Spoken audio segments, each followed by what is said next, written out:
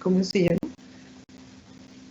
La orientación adecuada a cada uno de los grupos de edad.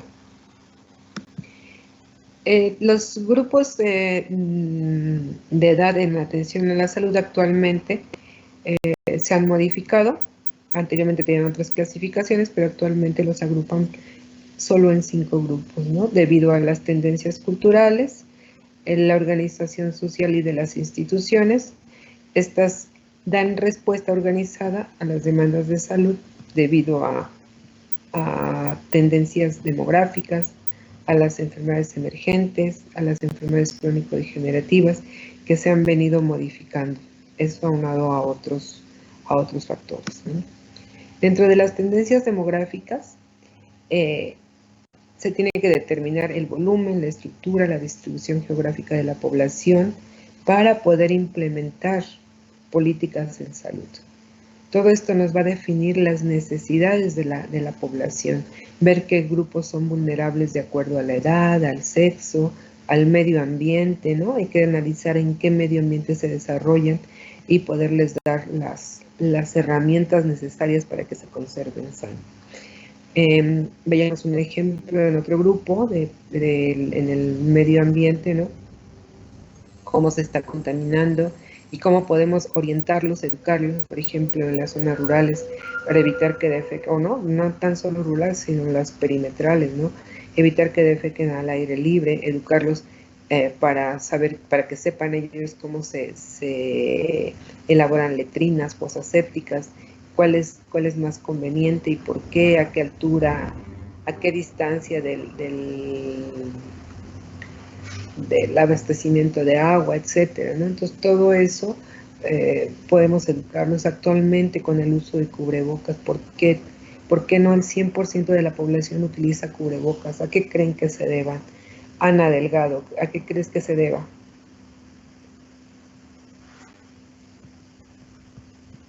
Yo creo que hasta cierto punto la gente ya comenzó a tener como, no sé cómo decirlo, como flojera, por así decirlo, o como ya se confió, como de, pues no me he enfermado hasta ahorita y yo creo que mejor, pues no, medio lo uso, medio no lo uso, yo creo que puede ser por ahí. Yo ayer salía, estaba saliendo con el carro y regresé a cerrar el portón y cuando me doy vuelta veo una camioneta y alcancé a ver así como de reojo a una persona con la liga del cubrebocas, que dije mi cubrebocas, ¿no? En otra ocasión salí, o sea, ahí iba yo caminando y sentía que sí que respiraba así bien rico, ¿no? Y dije, ay, qué raro, ¿no? Y dije, ay, no tengo cubrebocas, ¿no? Y no había gente, pero sí te vas,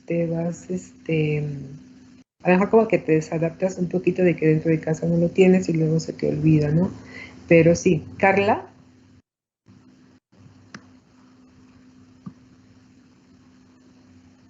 ¿O quién estaba alzando la mano? Sí, doctora.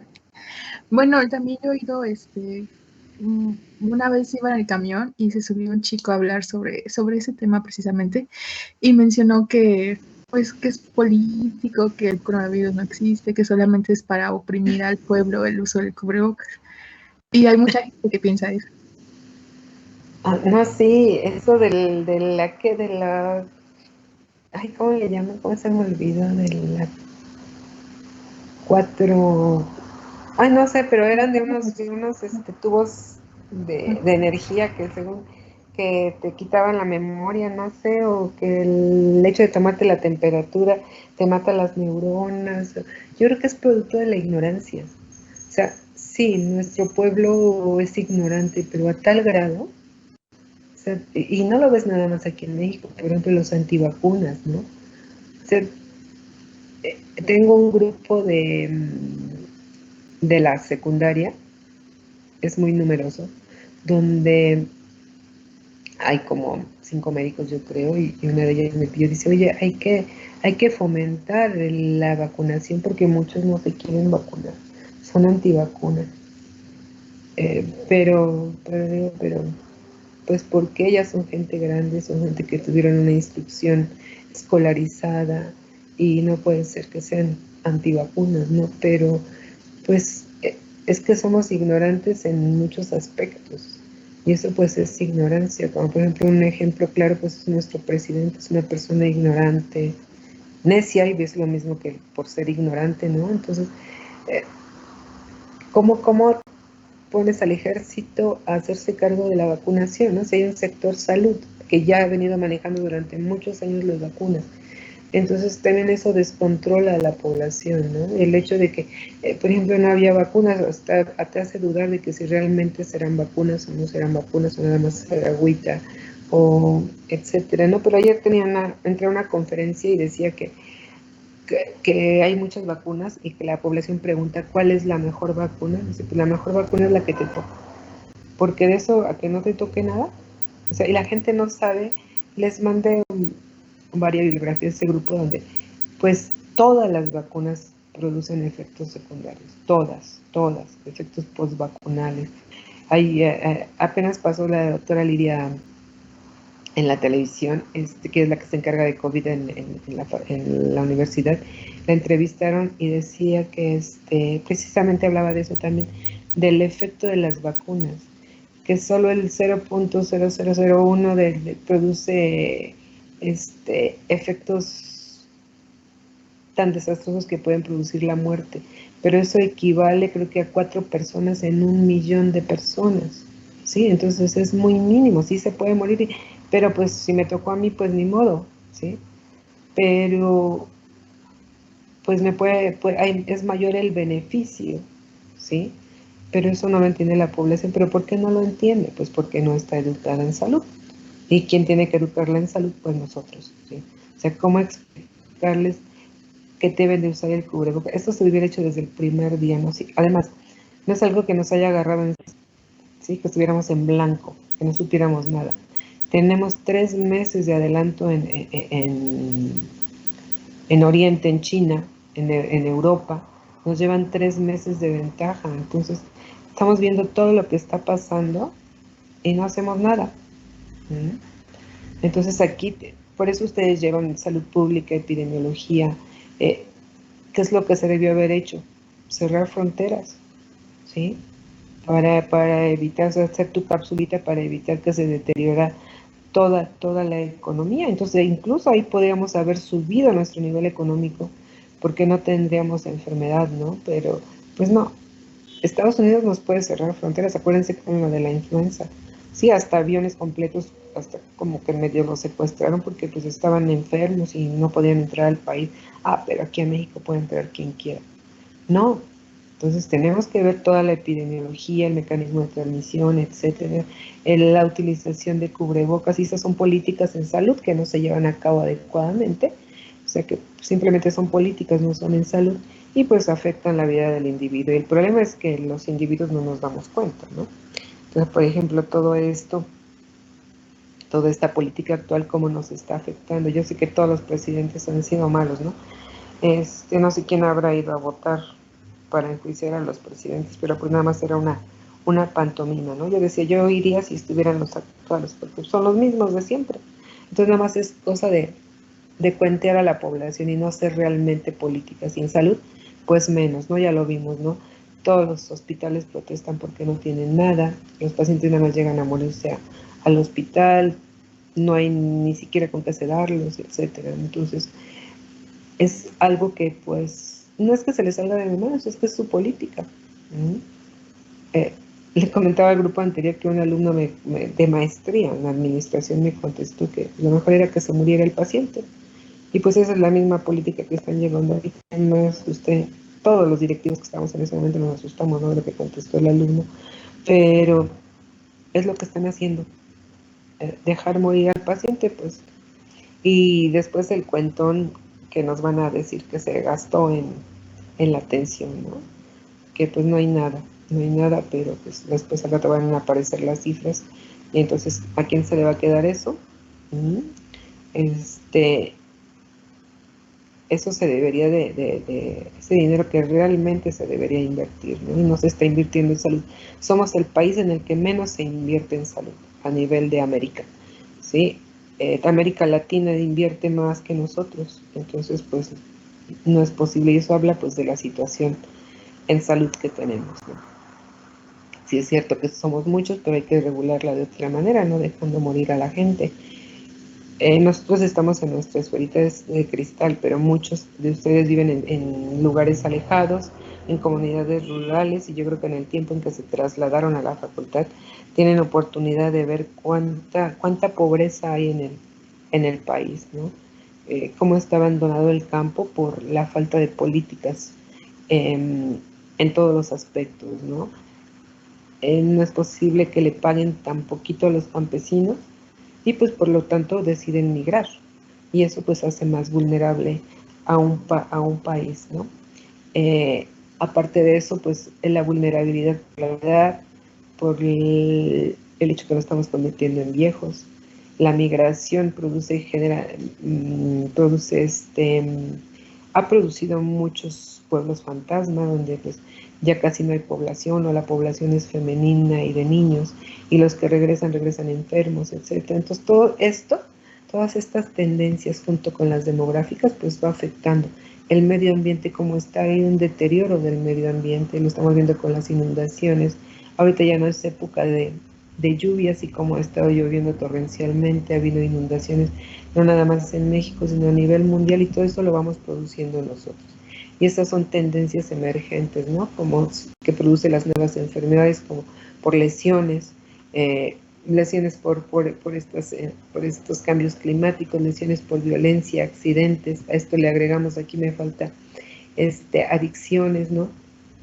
Entonces todo esto ha aumentado la mortalidad, y esta mortalidad pues va asociada a los diferentes hábitos, por ejemplo, a los diferentes ámbitos.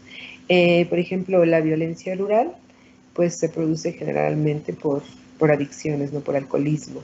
La violencia en las grandes ciudades pues por la delincuencia, los accidentes, etcétera. Entonces todo esto tenemos que ir analizando para ver cómo vamos a implementar la atención en salud y que sea de buena calidad. Por lo tanto, tenemos que combatir las enfermedades crónicas, como la diabetes, la hipertensión, la misma obesidad, el tabaquismo, las infecciosas, las emergentes como el VIH-Sida. Todo esto implica una mayor demanda en la atención médica. Esto también hace que aumente el costo de las intervenciones, como ahorita. Si realmente se combatiera, pues incrementaría el costo, que de hecho se incrementa, porque les digo, este dinero después se va, quién sabe dónde va a aparecer. Pero yo creo que, bueno, no sé, la población no se da cuenta de todo esto, o no se quiere dar cuenta, ¿sí? Pero pues es necesario diseñar estrategias preventivas destinadas a disminuir las enfermedades crónicas, no nada más con disminuir la cantidad en las bolsitas de los alimentos, o prohibirle que a los niños que compren, sino pues de plano prohibir que las empresas lo produzcan alimentos dañinos, ¿no? Yo a alguien le decía, vi que mi mamá le echó azúcar a su café, y le decía, no sé quién inventó el azúcar, es muy rica, pero ¿cuánto daño hace, no? Y me empezó a criticar. Pero sí, o sea, la comida más rica es la grasosa, la dulce, la salada, la grasienta, porque si no, no te sabe rica, ¿no? Por ejemplo, ahorita un rico chile en nogada, imagínense qué lleva. Que lleva, en una ocasión fui a comerlos y le preguntaba a una persona, ¿cuántas calorías? A un mesero, ¿cuántas calorías tiene? No lo sé, lo ignoro. Ya después dice que le fue a preguntar al chef y ya dijo cuántas calorías. Pero dijo que 1200, que le dije, yo me comí todo lo del día. No, dijo que 800, pero no, me se me hace que lleva más, ¿no? Pero no nos damos cuenta. Entonces, todo esto, nuestros patrones culturales, nuestras costumbres arcaicas, pues va haciendo que aumenten estas enfermedades. Lo que debemos hacer nosotros como médicos es ver la manera en cómo disminuir las enfermedades crónico-degenerativas mediante soluciones creativas que permitan identificar y diseñar modelos de intervención que sean con menos costo, pero que sean efectivas y acordes a nuestro contexto cultural, ¿no? Antes teníamos una dieta pues muy, muy rica, pero igual grasienta en exceso de calorías, pero si eso le agregamos la comida rápida que se ha innovado por copiar a Estados Unidos, pues aumenta, ¿no? Ese es el resultado de que seamos el país con mayor obesidad. Entonces tenemos un doble reto. Aquí lo vemos en dos colores, en naranja y en azul. El naranja es el rezago que tenemos de enfermedades infecciosas, de enfermedades que producen todavía una alta mortalidad materna, mortalidad infantil, los procesos infecciosos, los procesos respiratorios en los niños, ¿sí? Y las enfermedades emergentes, como las zonas que ya dije, ¿no? Las transmisibles, las de por lesiones, por adicciones, por violencia, etc. Entonces, este es el doble reto que tenemos actualmente. Aunado a eso, la transición poblacional, aquí vemos que antes teníamos una pirámide, ahora esta se va ensanchando a los lados para convertirnos, bueno, para demostrarnos que nos estamos convirtiendo en un país de viejos. Aquí la esperanza de vida está marcada la media y Puebla está por abajito de la media nacional. Entonces eso nos habla de que nuestra esperanza de vida pues no es tan grande como en otras ciudades, pero hay que ver por qué los factores que implican, ¿no? Como son la natalidad, la migración, la educación, el estado de salud, el desarrollo económico, etcétera. Todo eso impacta en la esperanza de vida. Aquí vemos cómo se va transformando de pirámide y va perdiendo su forma y nos vamos convirtiendo en un país viejo, femenino, y como no todas las mujeres trabajan, pues en un país pobre, más pobre aún, ¿no? La esperanza de vida al nacimiento, aquí tienen una gráfica de cómo ha ido aumentando. Hace ratito hicieron la cuenta en el otro grupo, son aproximadamente como 40 años de diferencia. ¿Qué pasa con esos 40 años de más que se le da de vida a la población? Y de aquí, del 2014, que son de 75 como promedio entre ambos, o ahorita, ¿no? Por 75 años al 2050, ¿cuántos años aumentan, Diana?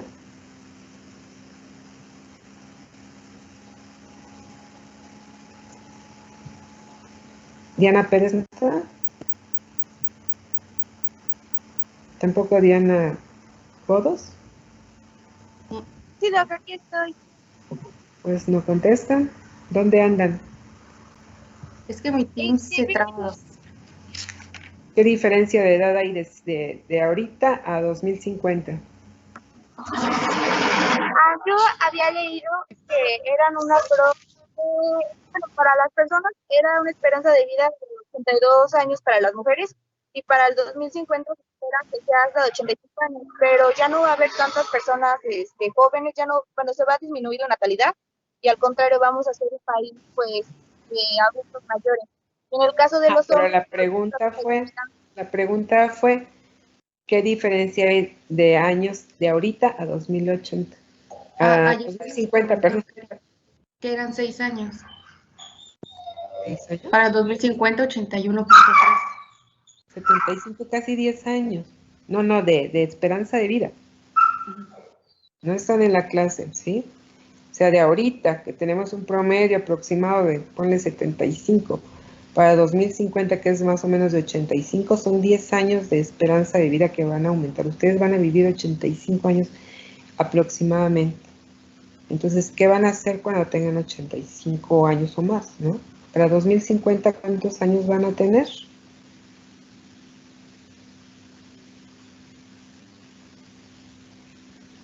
Bueno, yo nací en el 98, entonces para el 2050 voy a tener 52.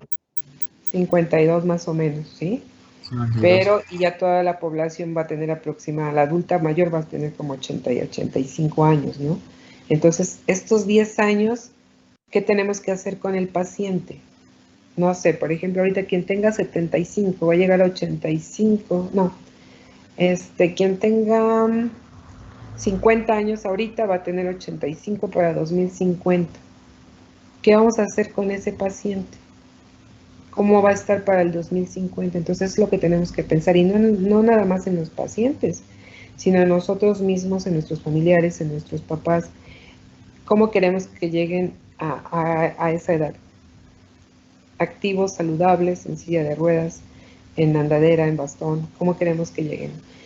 ¿Queremos convertirnos en cuidadores? Ahora, si nos ponemos a pensar en nuestra vida personal, en nuestra vida familiar, tenemos que proyectarlo hacia nuestros pacientes, ¿sí? Imagínense, en 2050 yo ya no voy a vivir, pero ustedes, ¿no? ¿Cómo va a estar la ciudad llena de adultos mayores, ¿no? Que muchas veces, si en países donde tienen, ay, se me movió la pantalla chiquita, donde, ¿quién se metía, por favor? No se metan a mi presentación.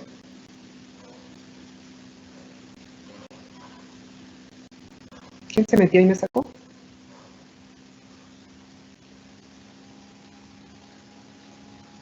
Bueno, no les pongo candados, pero se lo voy a poner y voy a reprobar a quien se meta a mi sistema. Me sacaron de la presentación. Bueno, ahorita me dice mi plataforma quién fue. Después lo investigo. Bueno, entonces les decía, tenemos que ver, la esperanza de vida va aumentando. Entonces, tenemos que ver nosotros como médicos, ¿qué vamos a hacer con esa esperanza de vida? ¿Esperar al que el paciente se enferme, se muera, sí? No, tenemos que darle una buena calidad de vida a esos años de más que van a vivir. ¿Y cómo? Pues controlando los grupos de edad, desde niños hasta adultos mayores, ¿no? No esperar a que, pues, implementar medidas para el adulto mayor. Ahorita, por ejemplo, se vacunó al adulto mayor, pero no pensando en el adulto mayor, sino se pensó políticamente, pensando en que el adulto mayor es quien iba a votar por el gobierno actual, ¿no? Entonces, y lo siguen manejando. Ahorita creo que aumentaron el dinero que les dan, ¿no? O sea, es que no tienes que darle dinero a una población, tienes que darle trabajo con un buen salario para que viva adecuadamente, pero eso pues ahorita ellos ya no lo entienden porque muchos pues ya están incapacitados para trabajar o muchos se los quitan los familiares y lo ocupan para adicciones, etcétera, ¿no? Entonces hay que ver el uso que le van a dar. Hay una paciente que dice que mensualmente le regalan una despensa muy buena. eh, este, Se lo estuvieron regalando todo, aunque había elecciones. Pero es para eso, nada más. El presidente se enojó mucho porque perdieron las votaciones en México y dice que es un país donde ha invertido mucho en la ayuda social, o sea, en estas regalarles dinero. Entonces estaba muy molesto por eso, pero es que no es regalarles, ¿sí? Hay un proverbio chino, japonés, no recuerdo qué es, pero donde dice que no le enseñes a tu hijo, no le des pescado a tu hijo, enséñalo a pescar, ¿sí? Porque pues entonces podrá sobrevivir. Y así nosotros, entonces nosotros en salud tenemos que darle las herramientas necesarias para que el paciente pueda sobrevivir con una buena calidad de vida, ¿sí? O sea, les decía la pregunta, no sé si a ustedes se las hice, ¿quieren que los consulte el mejor especialista del país? ¿O quieren que un buen médico familiar los controle y evitar que se enfermen? Y evitar a que lleguen a un especialista, a un subespecialista, ¿sí? Entonces, todo eso es lo que tenemos que pensar. El médico familiar tiene que resolver el 90% de la problemática. Bueno, voy a continuar con la presentación.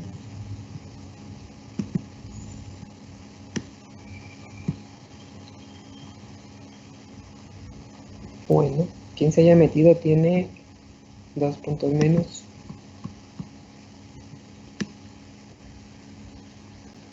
Ya nos hizo perder aquí tiempo, hasta entré luego a subir mi presentación para no hacerlos esperar y me sacan.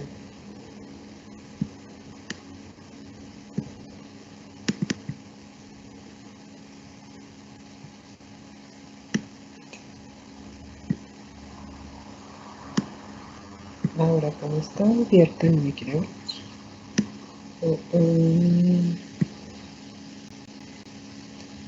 Oh.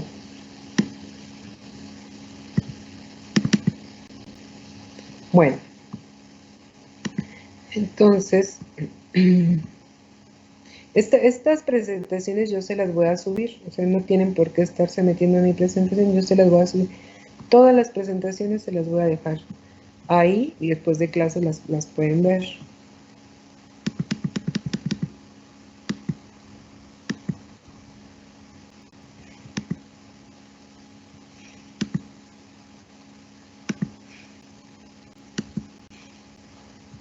Bueno.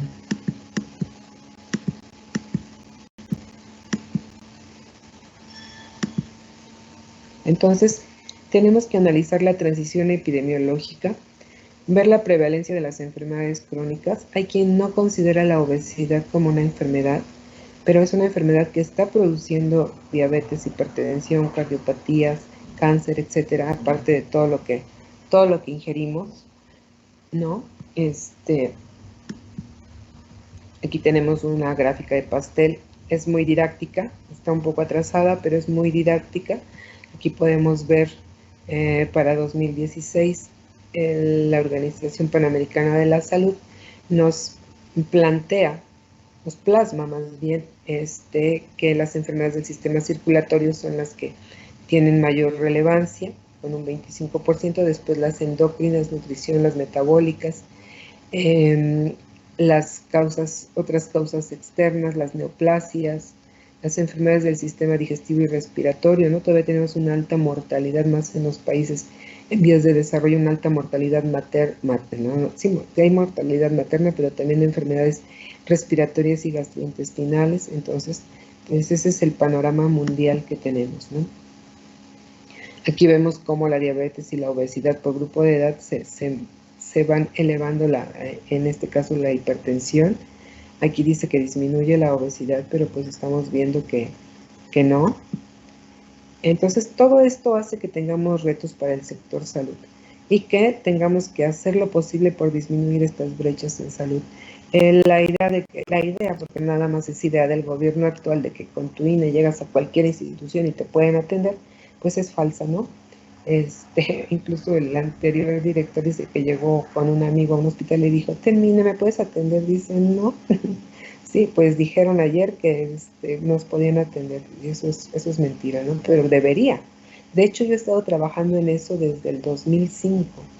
Estaba trabajando en integrar el sistema de salud. Es muy, muy difícil desde el punto de vista económico, pero si se juntan todos los interesados a nivel gubernamental, pues yo creo que sí sería factible y es algo que tendría que hacer, ¿no?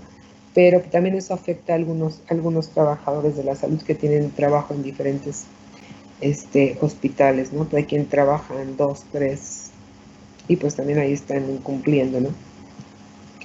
Entonces tenemos que combatir las enfermedades crónicas, dar respuesta clara ante el envejecimiento de la población, les decía, esos años de vida que se le están dando de más. ¿Qué hacer con esos años para que ellos estén sanos? Asimilar la evolución tecnológica, que muchos somos renuentes a eso, ¿sí? Y a la globalización. Hay que ver cómo afecta, cómo beneficia también.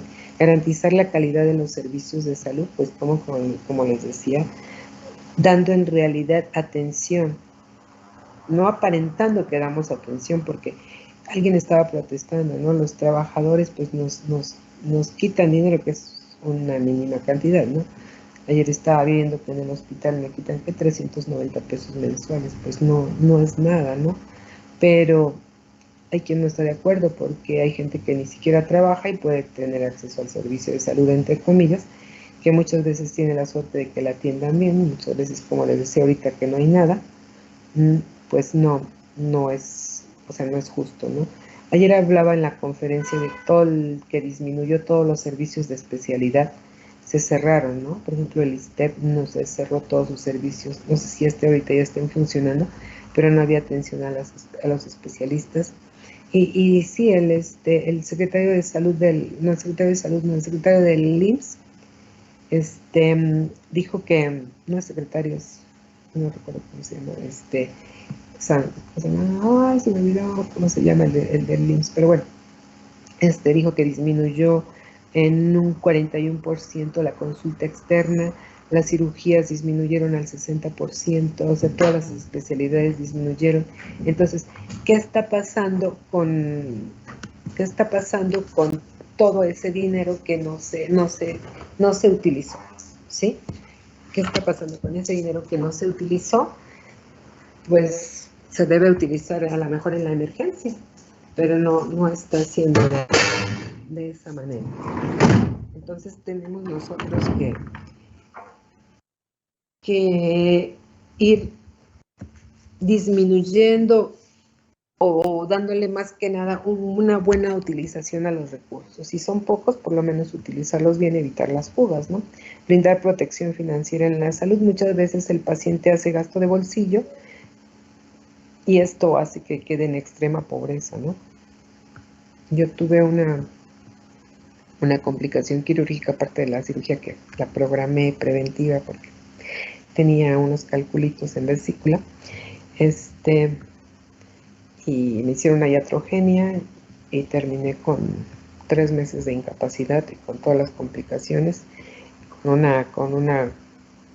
un pago de como de 500,000 pesos en el privado. Entonces, pues muchas veces no puedes pagarlos, ¿no? Es más, ni tienes ese dinero para pagarlos de momento, y pues mucha gente vende su casa, vende su carro, vende lo que encuentra con tal de que su familiar esté bien, y pues no, aún así no le garantiza que el paciente pues no fallezca o no quede con secuelas, etcétera. Entonces eso se tiene que evitar, ¿no? Entonces tenemos un muy mal sistema de salud porque, bueno, ni siquiera tenemos sistema de salud, está fraccionado. Tenemos IMSS, ISSSTE, Secretaría que medio coordina. Entonces, pues eso también afecta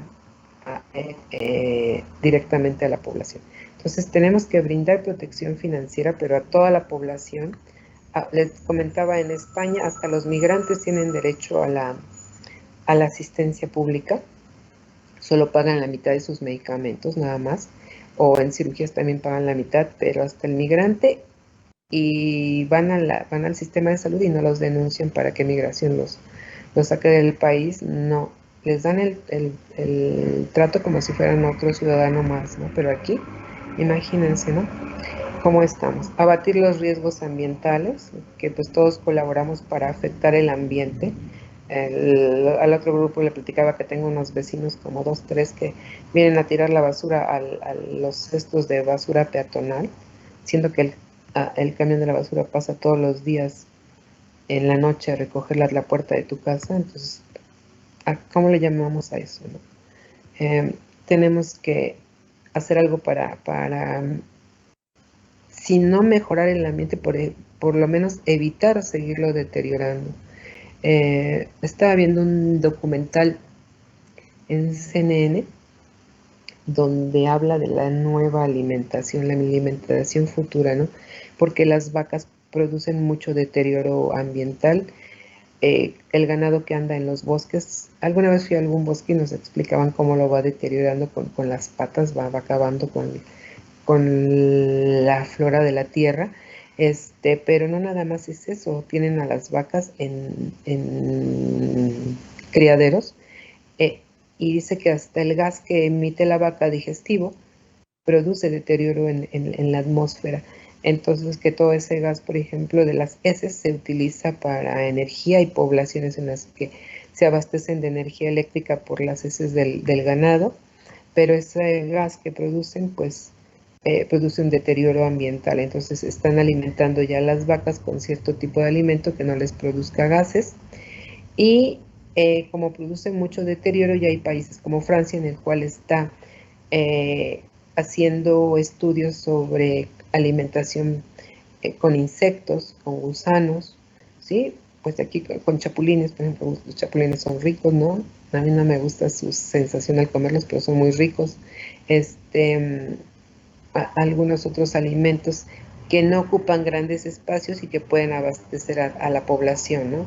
Y hablaban ayer de que un alimento que no es ni vegetal ni animal, y yo pues estuve pensando, dije, ¿qué será, no? Pues es un hongo, pero ese, pues, o sea, sí es diferente a los vegetales, pero pues al fin y al cabo es un hongo, y vive en el mar, ¿no? En las profundidades del mar. Excavan unas rocas y ahí sacan el hongo, y dice que ese hongo pues van a producir alimento para evitar que se esté consumiendo ya, sacrificando además animales o utilizando los alimentos marinos, o la producción de vegetales, ¿no? Entonces, que es muy bueno, y ahí dijeron todos los beneficios. Entonces, tenemos que ir buscando cómo abatir los riesgos ambientales, porque va a llegar un momento en el que pues ya no podamos habitar la tierra, ¿no? A nosotros pues no nos va a tocar, pero pues para allá vamos. Fortalecer el capital humano en salud pública, a personal como ustedes, ¿no? Que está en formación, fortalecerlo, pero realmente fortalecerlo en la salud pública, no sé, ya llevaron campos clínicos, no sé, como vieron, he tenido muy buenos comentarios de sus campos clínicos, algunos solo hace rato, uno fue pues no tan bueno, pero casi todos, no todos, algunos alumnos me han comentado, yo creo que nada más los que han tenido buenas experiencias, de médicos que realmente se interesan por el paciente. Pero yo creo que como el 5% de médicos se han de interesar por el paciente. Todos nada más lo ven como un enfermo más, pero no como un ser humano, ¿no? Entonces, tenemos que fortalecer el capital humano en salud pública. ¿Por qué? Porque tenemos que hacer prevención, más aquí que somos un país pobre, ¿no? Pero no nada más porque somos un país pobre, sino porque, pues, cuántos daños le podemos evitar, cuánto sufrimiento le podemos evitar a la población. Pero, pues, esto aunado de políticas públicas, por ejemplo, los alimentos. Los alimentos nos están produciendo cáncer, el medio ambiente también, ¿no? Entonces, recuerdo haber hecho una consulta hace como, pues, unos 25 años a una conocida, que le pregunté por antecedentes familiares, le pregunté cáncer y en esa época me dijo, pues todos tenemos un familiar con cáncer en mi casa, ¿no? Y yo, no, pues hace como 25 años no, pero ahora sí, entonces ya, ¿cuál más que presente algún cáncer? A lo mejor no tan grave, pero sí, entonces, pero es por todo lo que comemos, por todo lo que utilizamos, etcétera, ¿no? Entonces, pero si no nos quieren a nosotros dar lo indispensable para atender a un paciente, imagínense ayudarnos en la nutrición de los pacientes, que es básica para mantener una buena salud. Después de eso, tenemos que operar con escasos recursos para la investigación y docencia. Actualmente decía el gobierno que pues vamos a producir una vacuna, ¿no? Entonces, ¿pero con qué? Si estuvieran obstruyendo al CONACYT y a los investigadores, etcétera, ¿no? Entonces, ¿cómo vamos a producir una vacuna? ¿Sí? Además, no es que en una conferencia de tuberculosis, en un congreso internacional de tuberculosis, yo les preguntaba por qué hay una vacuna para tuberculosis grave, pero no hay una vacuna para tuberculosis pulmonar. Y la respuesta de los expertos, porque no unen esfuerzos, ¿no? Entonces, ahorita si han estado viendo el trayecto de las Olimpiadas, la mayoría dice que pues tenemos que trabajar en conjunto, que las participaciones en equipo son muy buenas, etcétera, y que entonces que tenemos que aprender a trabajar en conjunto. ¿Quién me dice cuál es la finalidad de las Olimpiadas? Hugo.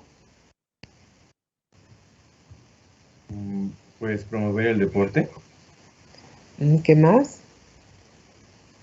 pues la convivencia, el trabajo en conjunto igual podría ser. Gracias, Gamaliel. ¿Qué más?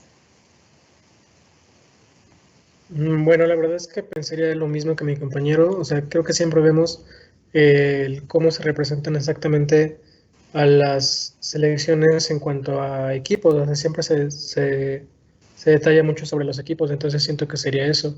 Aparte de favorecer el deporte y todo eso, pues en realidad es como el trabajo en equipo para lograr una meta, que en este caso son las medallas de oro. A ver, gracias. ¿Qué más? Eric. Bueno, también aparte de fomentar el deporte, es como, bueno, que todo el esfuerzo que se ha ido generando, pues también que todo tiene su recompensa. Además de que, como ya lo mencionaron mis compañeros, el trabajo en equipo es muy importante y se ha ido demostrando que uno a veces no puede solo, y entre más puedas integrarte con tus compañeros, puede ser mucho mejor para el desarrollo. Ok, gracias. Alondra. Sí, bueno, yo opino que los Juegos Olímpicos hablan sobre lo que es el desarrollo personal y en equipo, y también habla sobre lo que es la solidaridad entre varios países y que se puede tener una paz entre todos ellos. Bueno, Claro, todos. ese es el objetivo de los Juegos Olímpicos, preservar la paz aumentar la hermandad, no nada más ir a competir y ganar una medalla de oro, qué bueno por los que ganan medalla de oro, pero no nada más es competir, ¿sí? No sé si vieron el de, ay, ¿qué era? Salto de altura, no sé si era salto de altura o salto de longitud, no recuerdo qué fue, no recuerdo, donde empataron en medalla de oro. ¿Sí la vieron? No, qué Sí, bueno. doctora, que se les dio la opción de empatar o que ambos fueran medalla de Ajá. oro y decidieron ser campeones. O sea, ese es un buen ejemplo de hermandad. O sea, voy a competir y a lo mejor no sé si no lo hicieron tanto por eso, sino porque a lo mejor me quedo con la de plata, ¿no? Pero no, pues dijeron, pues los dos la de oro. Y yo creo que a lo mejor a todos deberían de darles una medalla, no nada más a los primeros, creo que 8 o 12 lugares les dan reconocimiento, ¿no? Pero es para hermanar a la población humana, para eso ese es el objetivo. Tiene más de 100 años las Olimpiadas. Hay un comercial muy bonito que empieza con una mujer corredora. No sé si es la misma que estaba yo viendo, que es una mujer que creo que corría y cuando se embarazó le dijeron que pues ya no podía competir porque ya era mamá.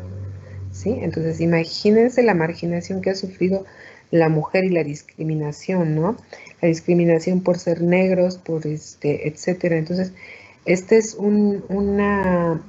las Olimpiadas son para eso, para unir a los pueblos, no para rivalizarlos, ¿sí?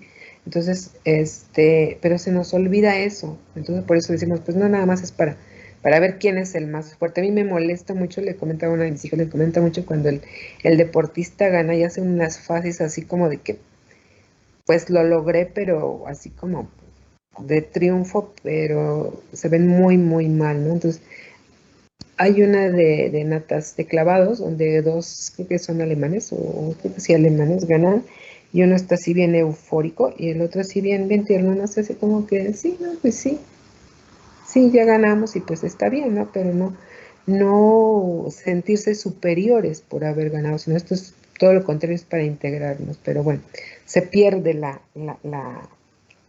el objetivo, ¿no? Pero bueno, entonces, como ese ejemplo, es el de aquí de la salud. Tenemos que fortalecer no nada más el capital humano en salud pública, y no nada más a los médicos, sino todos, las políticas públicas, que la gente sea más humanista, que la gente sea sencilla, humilde, no que se deje humillar, sino que sea humilde. Eh, Te digo, llegan a ser especialistas, hay todos déspotas, groseros, pues ustedes ven cómo tratan a los residentes y ustedes mismos dicen, no, pues sí, es que ese doctor es muy bueno cuando escogen, no sé, hay uno de pediatría que los humilla, los deja otro semestre porque quién ya va a salir, pues los deja a propósito, los trata mal, les gritan. Ayer uno de mis alumnos me mandó un WhatsApp donde pues me dice, me intimida la doctora, y sí, pues sí, realmente sí es intimidante la manera en que se expresan así ustedes, si ustedes lo permiten, es más, los escogen, no, es que es muy buena, es muy bueno, no, pues es que no es bueno porque te trate mal, ¿sí? Va a depender de lo que tú quieras y quieras aprender, y debes darte a respetar, y debemos reivindicar el nombre de la medicina. Yo hice mi internado en 1985, y a esas alturas yo le boté una máquina de escribir a un pediatra, porque me dijo que era una bruta, en pocas palabras. Me dijo, me equivoqué, tengo yo muy mala ortografía hasta la fecha, me equivoqué al escribir algo, y me dijo, es un lapsus brutus secretariales. Le dije, doctor, ni soy bruta ni soy su secretaria, quien tiene que hacer la nota es usted. Entonces, como estaba en el carrito de alimentos, pues le boté el carrito y le fue a dar hasta allá le digo, y no le vuelvo a hacer una nota. Pues todo el mundo dijo, te va a costar el internado, y no, ni siquiera se fue a quejar el señor. ¿Por qué? porque cada quien tiene su función y ustedes están en etapa de formación y también merecen un respeto, así como también nosotros como docentes merecemos un respeto y el respeto y lo que más se les pide a ustedes es que estudien, ¿no? y un respeto porque el respeto se está perdiendo, ¿no? Y lo pierden antes de entrar a la facultad, a la escuela, ¿sí? Muchos de los padres actualmente piensan que el niño va a ser educado en la escuela y no, la educación se recibe en casa. La educación escolarizada ya en la escuela. Pero eso de la educación, de la autoenseñanza, pues va de la mano con el docente, ¿no? Entonces, pues también tienen que estudiar, pero también tiene que haber un respeto mutuo. Bueno, entonces en base a todo esto, a reivindicar todo, a producir personal de salud con un alto humanismo en salud pública, enfocado a la prevención, todo esto lleva a las autoridades en salud a restablecer los modelos. Un modelo de atención que vamos a analizar es el IMSS, que se desarrolla de una forma integral, porque anteriormente estaba basado en la curación y por eso estaba en números rojos. Aquí se va a hacer énfasis ya en la prevención, pero analizando todo lo que ya vimos, la transición demográfica, poblacional, epidemiológica, etcétera, ¿sí? Este programa se implementa desde 2001, empieza a operar hasta 2002, pero ya tiene pues prácticamente 20 años, pues no está como debiera, ¿sí? Se ha avanzado un poquito, pero pues no como debiera. Este programa se basa en la transición demográfica, epidemiológica,